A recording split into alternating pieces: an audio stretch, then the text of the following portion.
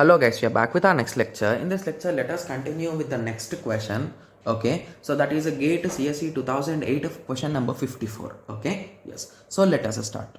Okay, so basically this is also a code based question, guys. So on the left hand side, I have printed the code. Okay, yes. So the question is the following C function takes a single linked list of integers as parameters and regenerates the elements of the list.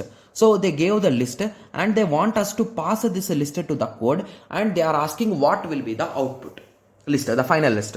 Okay, so this question seems to be really interesting, right? Yes. So let us start solving it. So our linked list is 1, 2, 3, 4, 5, 6, 7. So few might be saying that, okay, so taking this much big list will be a bit confusing, right?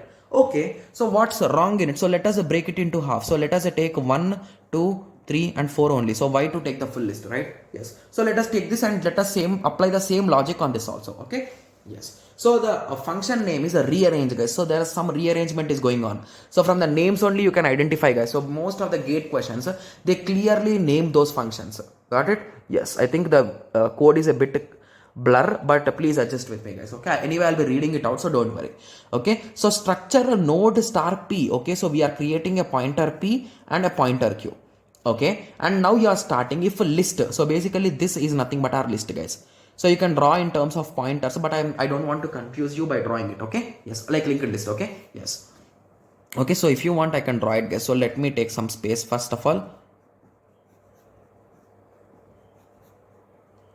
Okay, so I have successfully drawn it in terms of list. Got it? Yes. So if list is a not list or list next not. So basically here you are checking if your list is empty or if your list next is empty. So in both the situation you will return back, guys. So if it is not empty, you will assign your p to the first element and your q to the next element, guys. Got it? Yes. So once you have assigned, you will start the while loop. So what while loop does is it will check for q. So basically if q is pointing to null or not, it will check. Okay. So if it is not pointing, what it will do is it will take a temporary variable.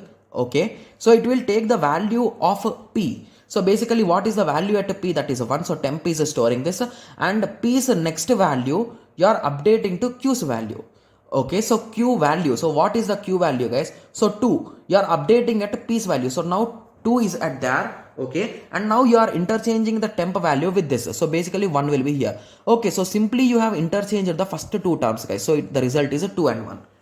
Okay, so once that interchanging is done, you incremented p is equals to q's next. So now your p will point here, right? So q's next is nothing but there. Okay, and q will be checking if p is a null or not. So if it is not a null, it will point to the next element. So basically q will come here. Got it? Yes. Okay, so now p is here and q is here. So what will it do, guys? It is again checking q whether it is null or not. So it is not null. So what it will do? It will swap these two. So the result will be 4 and 3. Right? Yes. So now you got the logic, right? It is just swapping two elements. So the loop will be out, that's it.